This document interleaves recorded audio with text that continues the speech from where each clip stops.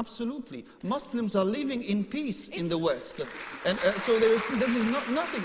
Perfectly, Islam, as Christianity, as Judaism, as all religions, is part of the world divine revelations. And believers that are sincere and honest so do people in practice... who use political Islam as an excuse, are they really using Islamism in the right way, or is it just to cover? Is it just to Islamists are using Islam in the wrong way. Okay, and in doing so, right. they are. Thank you very much. Thank you.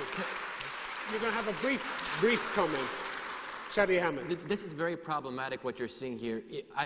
Imam Yahya, no one has the right to say this person has a correct interpretation of Islam, this person has the wrong interpretation. Only God can judge that. In the end, you have to let people express their views with full freedom. And if people want to... That's what I'm doing. If people want to abuse... In a democratic society, people have the right to abuse religion. In America, people have the right to abuse Christianity. People do it all the time in the U.S., and that doesn't make them a threat. Yes, that just means I disagree with that. I'm going to exercise the right to go to a new question. Thank you very much. Lady in the second row. Yeah. Assalamu alaikum. My name is Shireen Khan. I'm half Finnish, half Syrian, and I live in Denmark. Political Islam in itself is not a threat to the Western societies. We agree, I think both parties agree, that there are some, you cannot speak about political Islam as one thing. People give political Islam meaning, and people give political Islam different meanings. So I think you have to agree on one point, and that is that some forms of political Islam is a threat to the Western societies, and some forms of political Islam is not a threat to the Western societies. So you come down in the middle of the argument. Some are a threat, some aren't. Which way are you going to vote? Excuse me?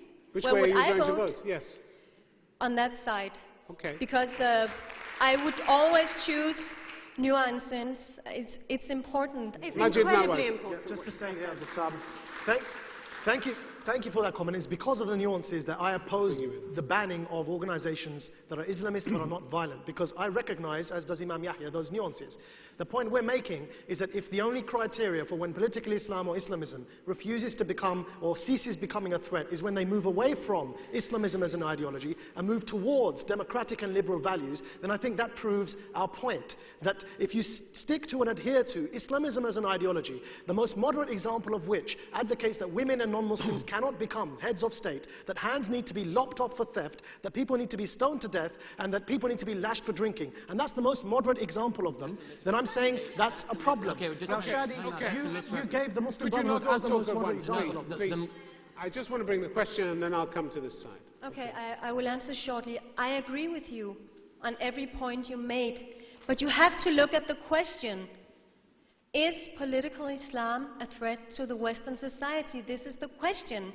And you cannot answer this question in this absolute way by saying, yes, it is.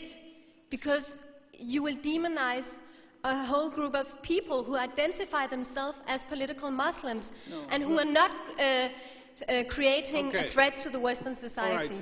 Absolutely. No, she's absolutely right. She's absolutely right, because this motion misleads us actually into believing that there's one entity called political Islam, which is all scary, and there's one entity called the West, and that somehow that there is no engagement, there is no nuance, there is nothing sophisticated about it. It's a blunt this motion is a blunt instrument, and that's why we must vote against it. We have to be careful about... Maajid.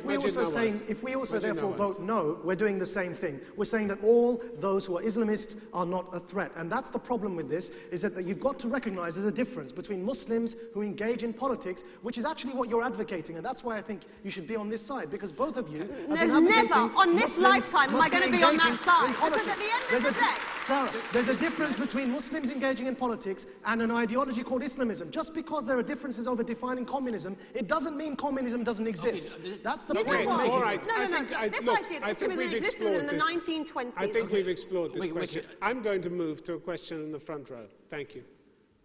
Yasser Qadri from America. My question is to Maajid.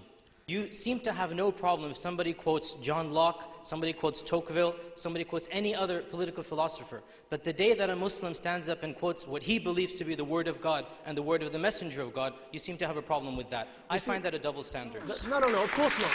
Of course not. Come back. May I remind you that I began this discussion saying Bismillah ar-Rahman ar-Rahim and quoting from the Quran. And what I'm saying is that's not a problem. Muslims engaging in politics is not a problem. You are not from an Islamist organization, I know you, and you're not from an Islamist background. So of course when you engage in politics as an ethical and religious person, and you follow the standards that are set up in your country. Sarah Joseph, very briefly, please. That is not what this motion is about. This is about whether we have the right to self-determine. We have the right as Muslims to bring what we believe to the table, to frame our governments about what we feel we can give, that we can bring a spiritual dimension to this world. It's not about enforcement. The Quran quite states that there's no compulsion in religion, that we can bring the beauty that is Islam. You've painted an ugly picture of Muslims who want to bring something political. I want you to think of a beautiful picture.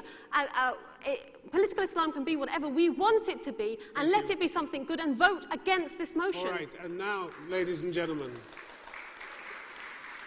we're at that point where we're going to vote on the motion that this House believes that political Islam is a threat to the West. Let me just explain the voting machines.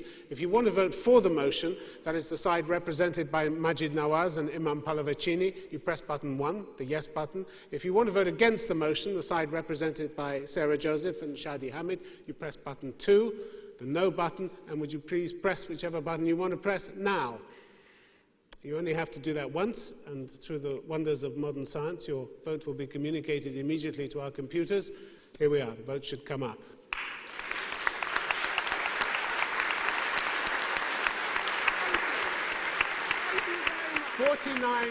Forty-nine percent for the motion, 51% against. The motion has been narrowly defeated.